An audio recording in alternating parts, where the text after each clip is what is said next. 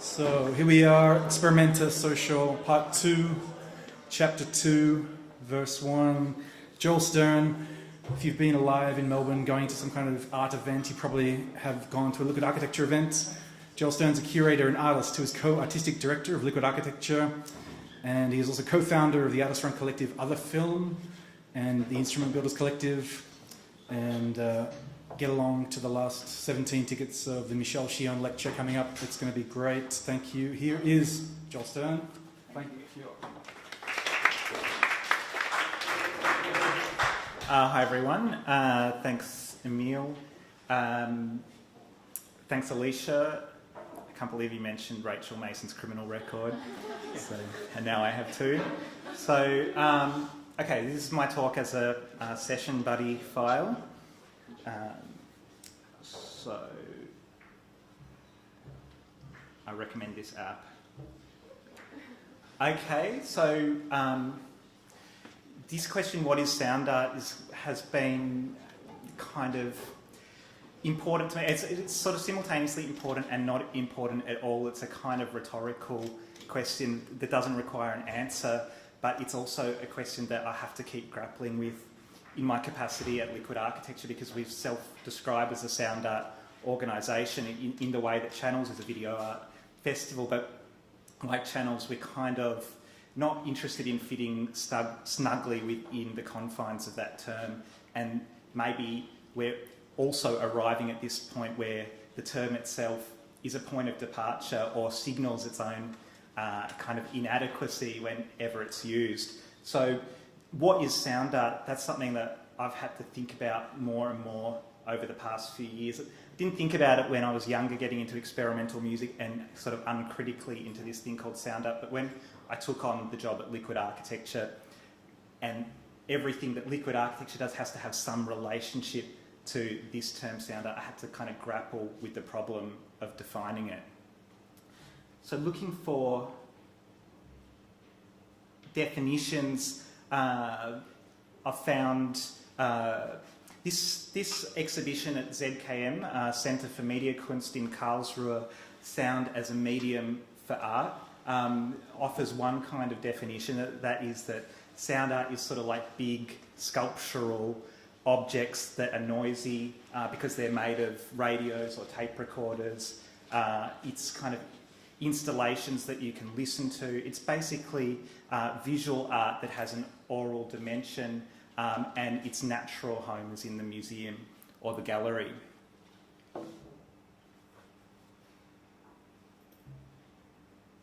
This guy, Seth Kim Cohen, offers an alternative kind of definition or reading of sound art, which has been really important to me.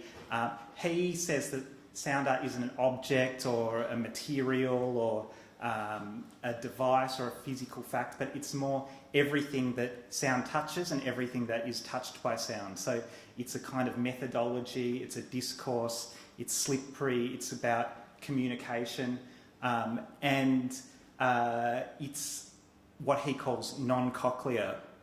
And he developed that idea more in a book called In the Blink of an Ear Towards a Non-Cochlear Sound Art.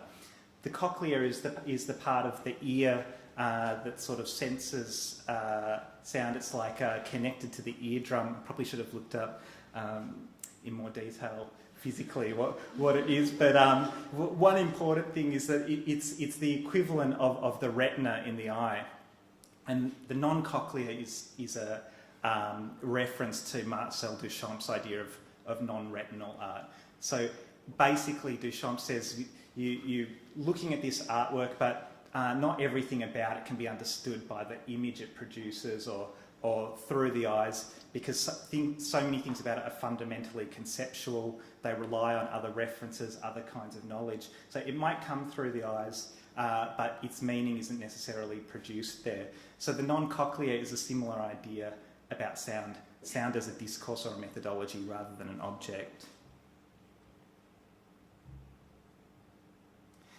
Another approach to thinking about what is sound art is Douglas Kahn's approach, which is brought together in his kind of momentous and foundational text, Noise, Water, Meat, A History of Sound in the Arts.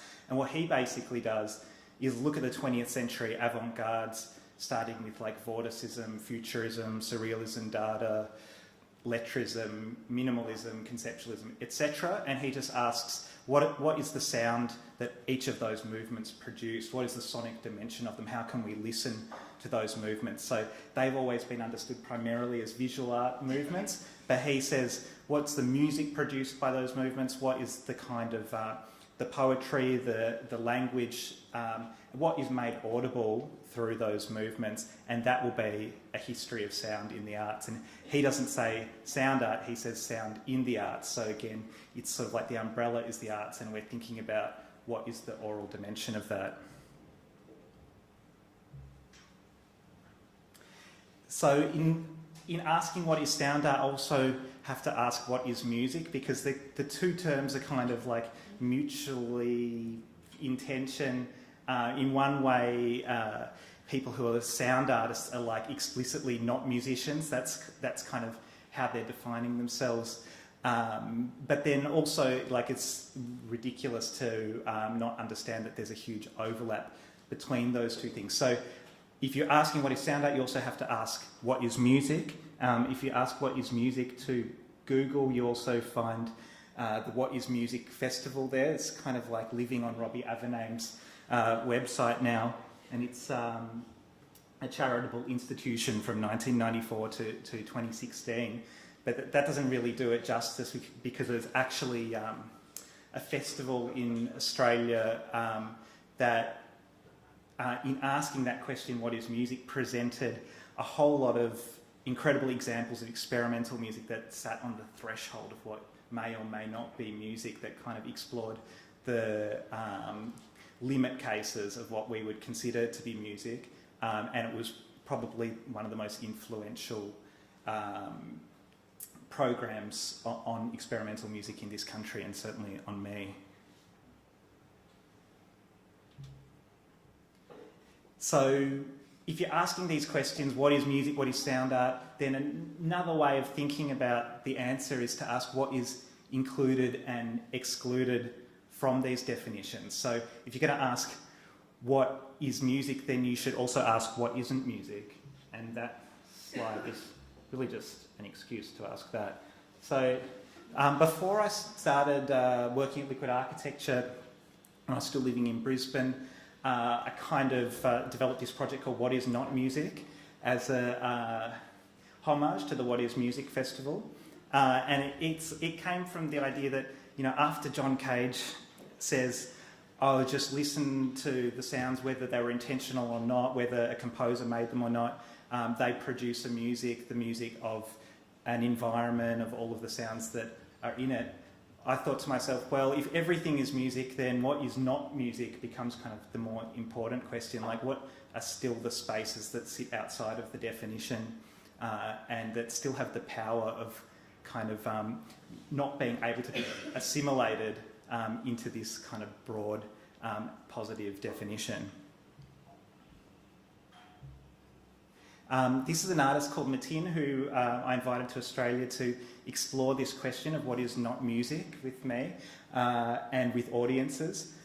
Here he is in Sydney, standing up in front of an audience with no instruments, silently. This is about 25 minutes into the concert and nothing has happened yet. And at about the 25-minute mark, someone in the audience says, what's the difference between you standing up there and me standing there? And Matin says, well, I was flown from Europe to stand here. Okay, so why do I like this work? Just remind myself. Yeah, okay, so is it because it kind of, because he calls out to me, the curator, I flew him from Europe, so he's sort of pointing back to me, and I sort of get to see myself in the work. Yes, it's because the curator flew him from Europe that the work works, let's say that the work functions. It's already things that have happened before the concert, after the concert, that are sort of structurally inscribing the concert, the importance of the international artist, the resources of the person who flew them over, their kind of cultural capital, etc., that makes his work, which is standing there silently, possible.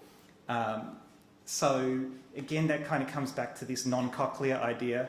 It's definitely not the sound that he produced, but it's all of these sort of non-sonic aspects that make the work legible. But it's still a sound artwork because it's a concert, and it is most fully realised in this moment where the absence of music is kind of like revealed as the necessary conditions from which the work emerge. The heckler was a necessary element of that work. If they hadn't heckled, I really don't know how the work would have ended. There was a question at the bottom of the last document, do I hate music? And is that what is driving this kind of curatorial practice? And the sort of answer is yes and no. And I think you have to hate something that you love, or you have to kind of like be aware that that love and hate are kind of dialectical. So if you really love something, you kind of like have to be able to be destroyed by it, or like utterly disappointed in it too, or hold it up against the claims it makes. And this is just a reference to the book Hatred of Music by Pascal Quingard, where he talks about all the awful things throughout history that music has been used for, including torture, and also its use by the Nazis in concentration camps, etc. So one of the things that I want to say about this is that a curator of music and sound doesn't have to treat music as if it is always a positive object, always a thing to be celebrated. Like, there's, again, this dialectic between love and hate which needs to be explored. Okay, the problems with experimental music. So this is, now I'm going to explore my hatred side just very quickly. Problem one is that, sound presented as a fact, object or material, rather than as a slippery communicative medium full of social promise. So I'm trying to say that if you think of sound just as a fact or an object, that's very antisocial, because like, what about all of the social relations it produces? What about the relationship between audience and performer?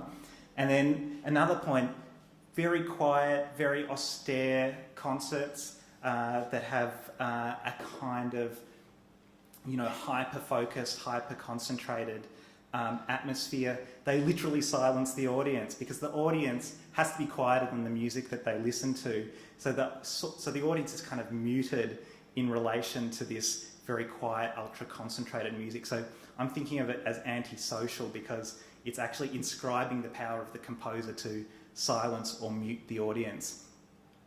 Of course, ambient music is the opposite, where the audience talks over the top of music in the background. But I think that's kind of equally unsatisfying. So what I'm looking for as something that might sort of quell my negativity is a musician-audience relationship in which this sort of power is more kind of in play, rather than one silencing the other or one sort of talking over the other.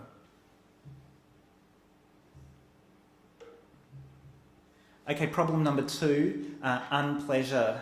This is this principle in which you expose yourself to like harsh and like intensely unpleasant sounding noise, but then you sort of withstand the pain and discomfort, and then you sort of perversely fetishize that as an ethic of endurance. Like, look how like I can withstand this sort of like barrage of unpleasantness. That is a kind of a form of connoisseurship. The connoisseurship is the listener's ability to savour the abject and then kind of flip it round and reconfigure it as beauty.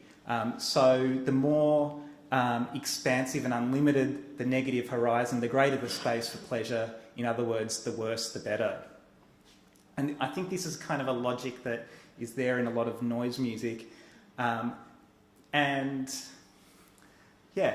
related to that a lot more when I was younger, but now I kind of have this feeling that it's an over-identification with strength, violence, force, subjugation, and it has a kind of oppressive logic which is sustaining it. And so as opposed to problem 1, which is like repressive shushing, this is more about oppressive volume.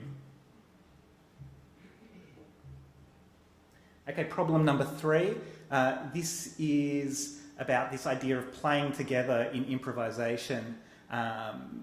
So improvisation, especially free improvisation, which is this kind of radical form of improvisation in music that doesn't come out of any specific idiom like jazz or rock, but it's all about kind of making abstract sounds together collaboratively in order to model ways of being together that are kind of, in a way, like an ideal model of civil society. Like the way we make sounds together is a way to kind of show a utopian version of being together. 3 things that this model totally foregrounds is a freedom to make any sound you want, individuality signified by the distinctive sounds that you make, and tolerance, because you have to accept whatever sounds anybody else makes. There isn't really a kind of framework for saying a sound is wrong or right. So what I want to say about this kind of improvisation as an ethic is that in the 60s, artists who asserted free improvisation, and that's where the kind of foundational groups emerge from that period, they were fighting against a kind of repressive conformity, conservatism in the atmosphere of the 1950s. And especially for African American artists who pioneered free jazz, whether it's John Coltrane, Sonny Murray, Pharoah Sanders, Ornette Coleman, etc., the freedom proposed in free jazz is totally about the asserting the freedom to reject white supremacy, and it's an assertion of civil rights. So it's kind of freedom in a really specific political context. So what I want to say is, what do these 3 things, the freedom, individuality and tolerance, mean today when they're performed in the context of improvised music?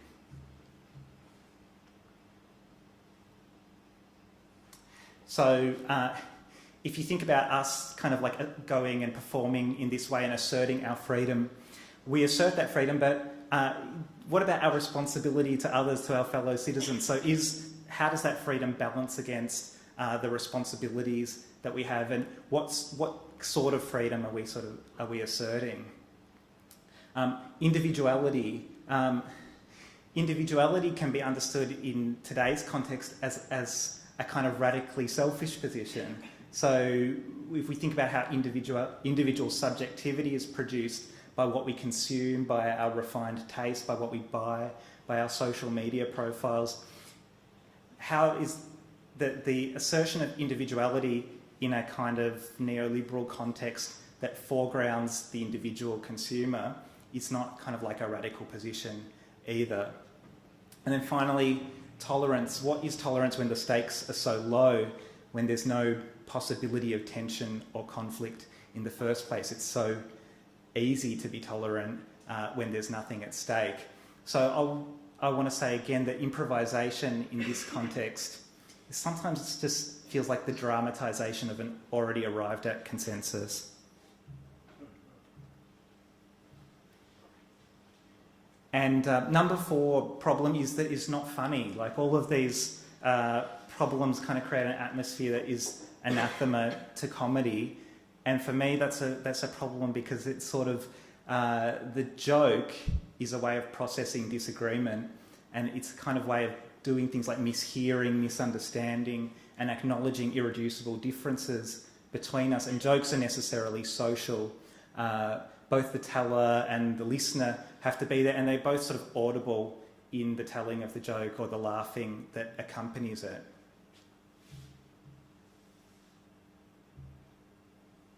Okay, so now I'll just talk briefly about some projects. How am I going for time?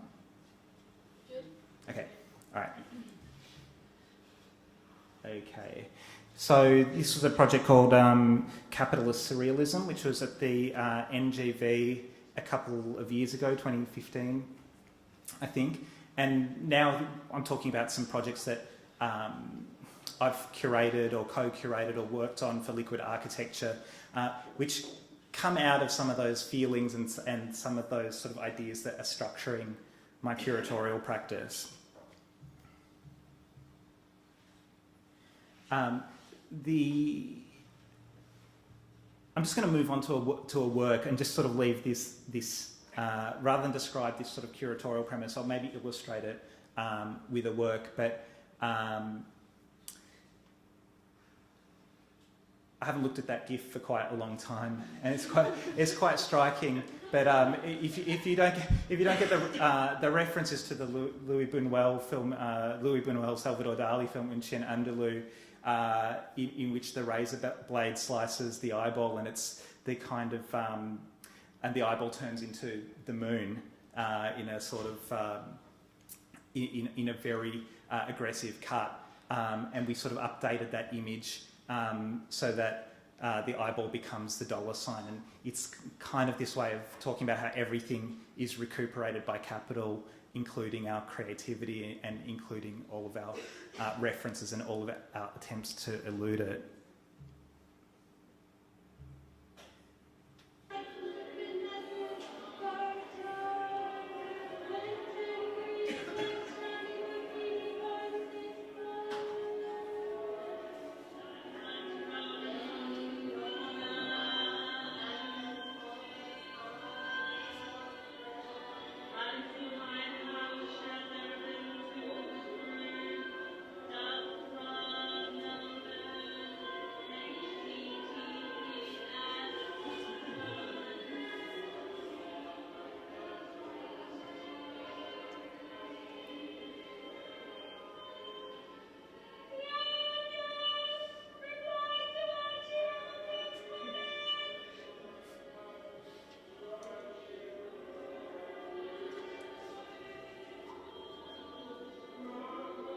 Do you want to just bring the volume down, Nikki, a little bit, and I'll talk over it?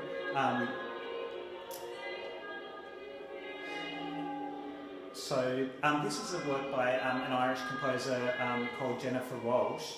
I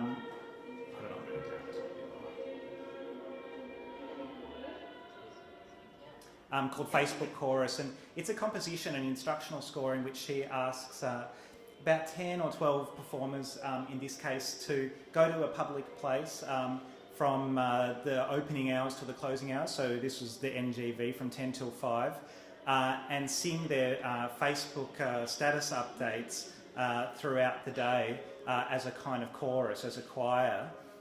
So you just sing whatever appears on your wall as it sort of slowly updates itself. And Jennifer Walsh gives them in the earphones a pitch guide. So each singer has a sort of different pitch which they stick to. That's the compositional element, which is the musical element, which is determined by the composer.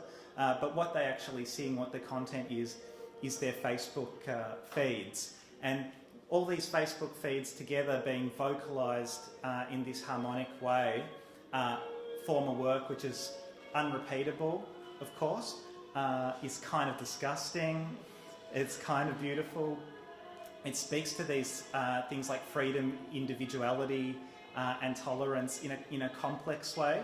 Like, it speaks to individuality. There's kind of nothing more individual than your Facebook wall, but like there's nothing less kind of conditioned by a kind of global entity than your Facebook wall too. So it speaks to individuality, but also the production of individuality that we have today. And it speaks to freedom, but also the very terms with which we understand what a free act might be. So it's both open, but kind of like massively delimited. And so for me, this is a work that like has a questioning intention, and really the only way to approach these kinds of problems through sound is to raise questions and then allow works to kind of operate in the space opened up by those questions.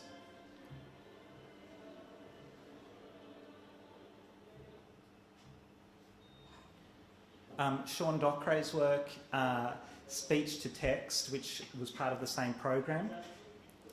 In this work, Shawn Doc Ray reads an essay that he's written about what happens to your voice when you use Google's speech-to-text function. So where does your voice go? Like, how is it decoded into language?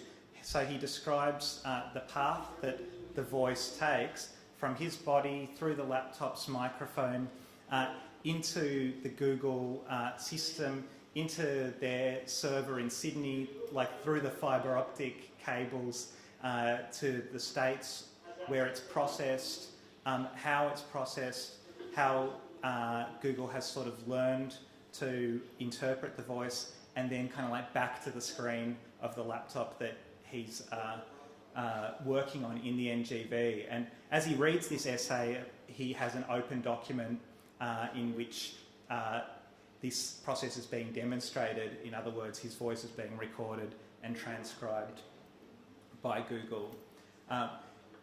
And I mean, this is a really interesting work for a number of reasons. One reason is that Google have been developing an artificial intelligence for decoding language over the past few years called AudioSet, which has become the best and most thorough artificial intelligence for language. And when Google purchased YouTube a few years ago, everyone thought it was for the video content, but it's not. It's actually because they're using all of the audio on all the hundreds of millions of YouTube videos as a way to train their AIs to know every word and every sentence structure and every sort of possibility for grammar that has ever been uttered, because YouTube's a pretty, as a totality, it's a pretty sort of big set to train your AI with.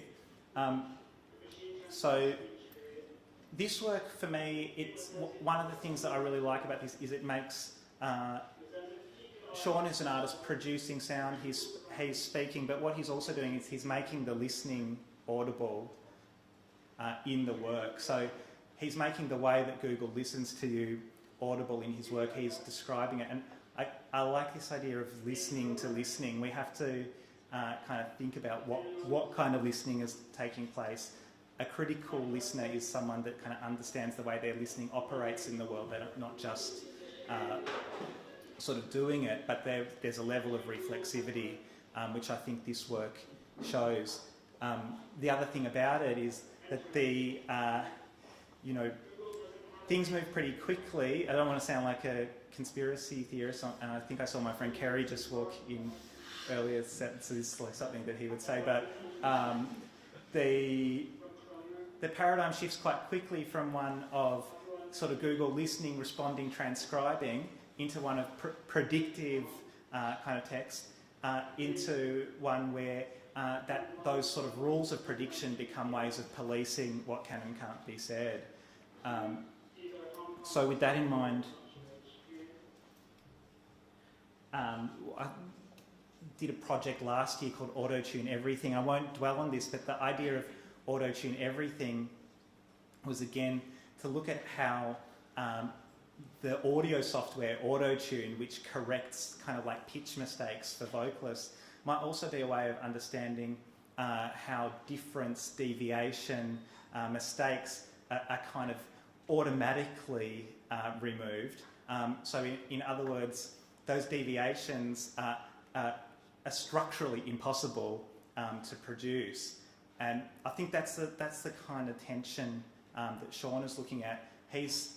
A lot of people were laughing when Google misheard things that he said. He said Karl Marx is a communist and Google wrote economist, which was a very good mishearing. But in a way, we're sort of laughing at it because Google's like a child, kind of like not quite getting the language right, not quite speaking properly. But if you think about a kid and how quickly the language acquisition happens, how quickly they learn, we're kind of laughing at Google in its infancy, but before too long, we won't be laughing. A couple of other projects I'll just take you through quickly, if I've still got the time. Does it have another 5 minutes? Okay. So this polyphonic social idea, probably the key thing to say about this project in terms of its sort of conceptual basis are these two lines. We are as close as can be. We are totally in harmony on song as one. Point. we will remain irreducibly separated because we will always be, in the first and last instance, separate voices, counterpoint. So this project played with the idea of polyphony, polyvocality, many voices all happening simultaneously, and tried to think about like how do those voices come together and how do they sort of prize apart in social space. And again, the works were kind of, that constituted this project, they were articulations of that question rather than like attempts to answer it.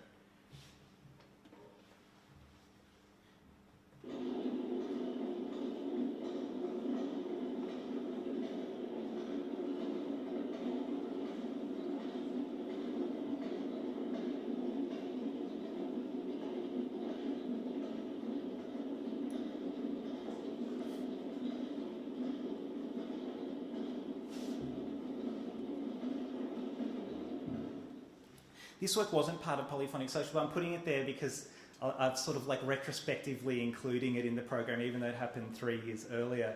But conceptually for me, it kind of fits into this investigation.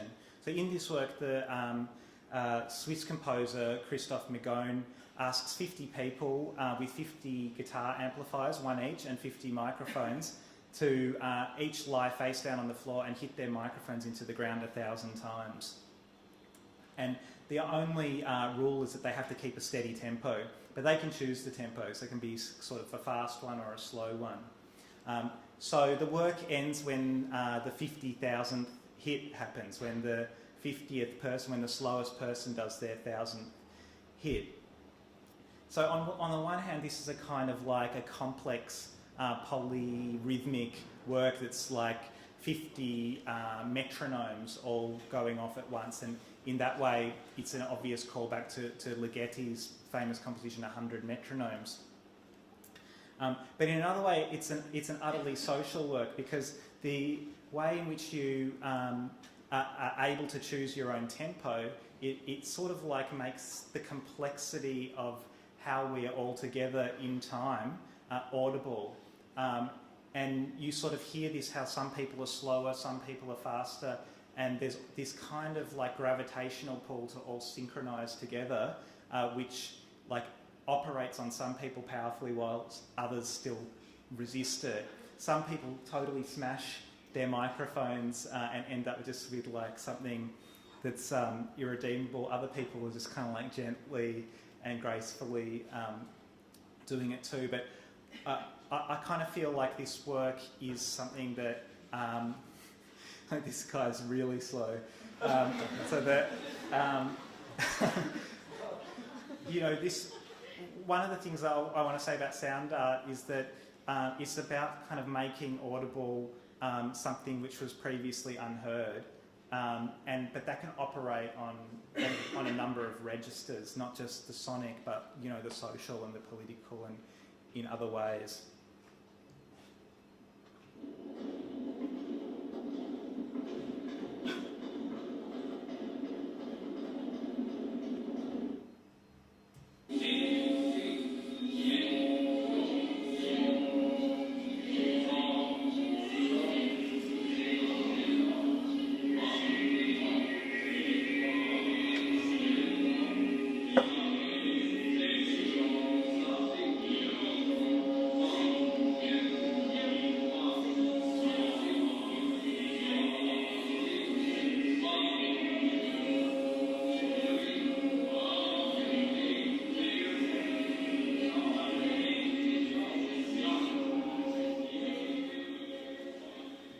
So I love it how Henry Rollins always pops up in the related videos.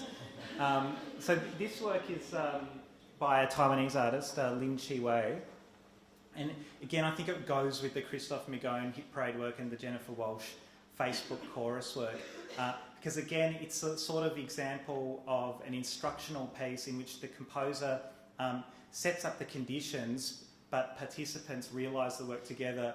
And it makes clear that there's sort of freedom within the work, but the freedom is structurally limited as well. So for me, it's a more reflexive and kind of realistic notion of freedom than some of the ones that we sort of see in experimental music, where you're just like as free as you can be, but not reflexive at all about the platform on which that freedom sort of happens.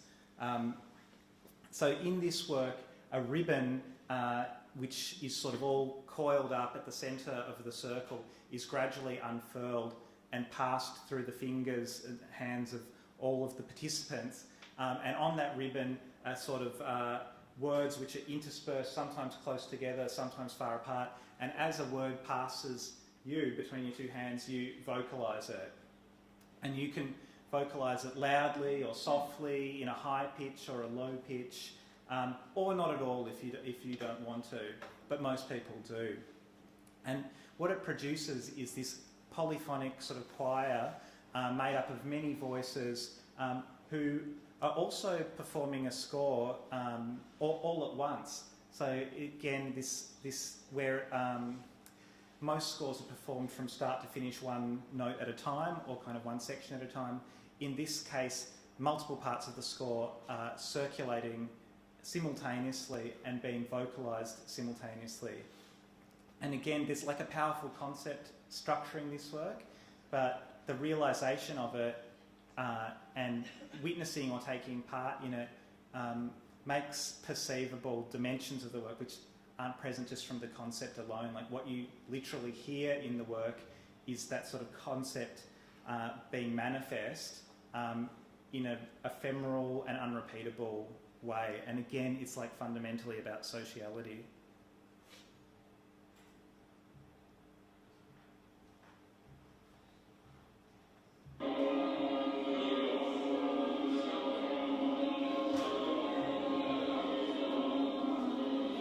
There were some very good singers and very bad singers there that day, which is for the best. Okay, so I'll just end with a kind of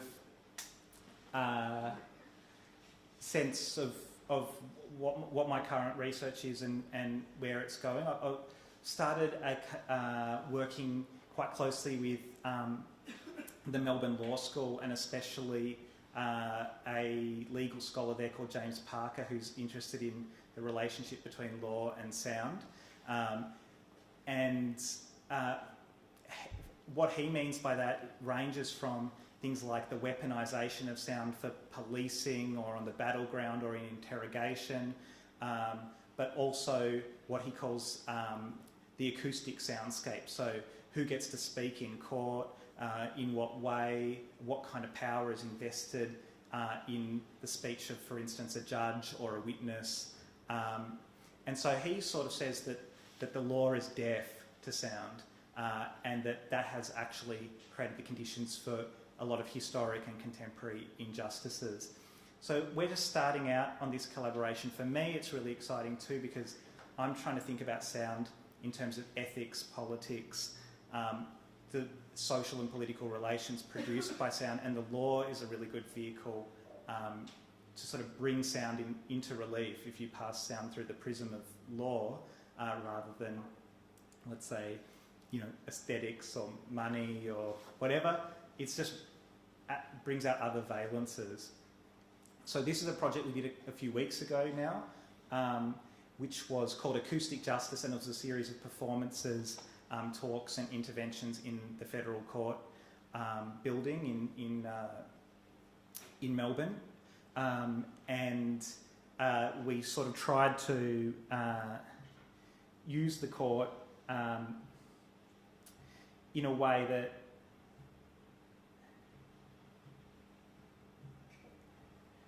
both sort of acknowledged but then confused this tension between what is a court and what is a gallery. Of course, the part of the court where the public sits is called the gallery.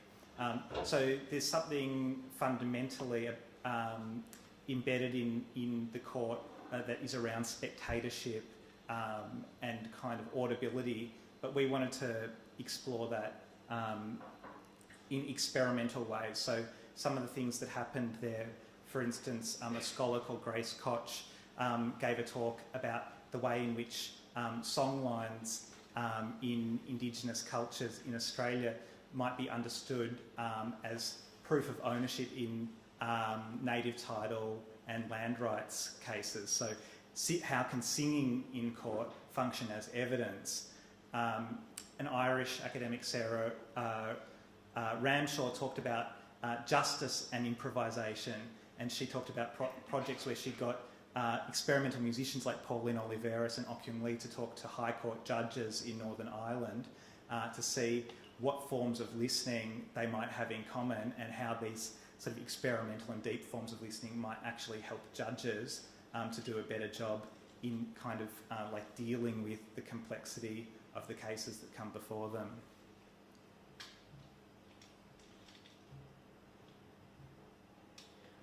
I just want to read you this quote before I finish from Jacques Attali, because it's kind of what structured my interest in sound and law and kind of brought it together under this rubric of eavesdropping, which I think is a really resonant term, and it has kind of like menacing implications and valences, but it's sort of also ripe for rethinking. And the history of the term eavesdropping, as well as literally someone standing under the eaves of a house, like where the sort of roof hits the wall, and listening in to what's happening inside, and they're disguised by the sound of the water dropping kind of off the roof. So they're standing under the eaves, disguised by the dropping of the water. And because my organisation that I work for is called Liquid Architecture, I just thought that was kind of like nice that the history of that term is literally kind of like water dropping off the architecture of a house. So Jacques Attali says, eavesdropping, censorship, recording and surveillance are weapons of power.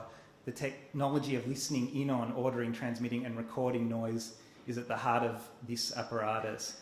The symbolism of frozen words and of the tables of the law, of recorded noise and eavesdropping, these are the dreams of political scientists and the fantasies of men in power. To listen, to memorise, this is the ability to interpret and control history, to manipulate the culture of a people, to channel its violence and hopes. Who among us is free of the feeling that this process, taken to an extreme, is turning the modern state into a gigantic monopolising noise emitter and at the same time a generalised eavesdropping device? Eavesdropping on what, in order to silence whom? So he wrote this in, I think, 1977 in a book called Noise, the Political Economy of Music. But for me, it kind of makes it really stark that the questions of sound and listening are questions of power and control, and they're always there. And eavesdropping is sort of like listening without permission. It's listening as a form of power. It's sort of asking who has the most pervasive capacity to listen. And so this question of eavesdropping is the subject of an exhibition that I'm going to curate next year with James Parker from the Melbourne Law School at the Ian Potter Museum. There'll be a 3-month exhibition with public programs and installations and a symposium, and it will deal with all of the different aspects of this question of eavesdropping and the kind of current climate of audio surveillance that we live in. And maybe just to end, I'll just mention this artist, Lawrence Abu Hamden, and his work Earshot, because what we want to do with this exhibition is not kind of focus on how states and corporations and other sort of global entities eavesdrop on us and sort of subjugate us to their pervasive listening. Of course, that's happening, and we kind of know it is, and in fact there's absolutely nothing at stake in telling you that it's happening, because we all already know it is. The question is like what to do under conditions of a kind of pan-acoustic, all-hearing environment. And one of the things that we want to propose is that there are artists who are using these tools of eavesdropping to listen back to power, to kind of forensically analyse what's going on, and to sort of use listening as a tool to fight back. And a really powerful work that this Jordanian artist Lawrence Abu Hamden made called Earshot involves a case in which 2 Palestinian teenagers were shot and killed by soldiers in the Israeli Defence Force, and the claim was that the bullets were rubber, not steal, and therefore the army was not negligent or was not liable for their deaths. And what Lawrence Abu Hamden did with his group Forensic Architecture, who do these like super deep and detailed analyses of media, was he took the sound of the gunshots, which had been captured by journalists from Al Jazeera, and he did an analysis of them. He calls it an audio ballistic analysis, and he showed by using these waveforms and printing them out and modelling them that the bullets were definitely steel, that they weren't rubber, because rubber bullets cannot make the sound that was captured on that video. And his audio forensic analysis ended up being used as evidence in the case. So for me, this idea of eavesdropping, it's not just all about being listened in on and being kind of subjugated, but these are also tools that artists are using to listen back. So I'll leave it there.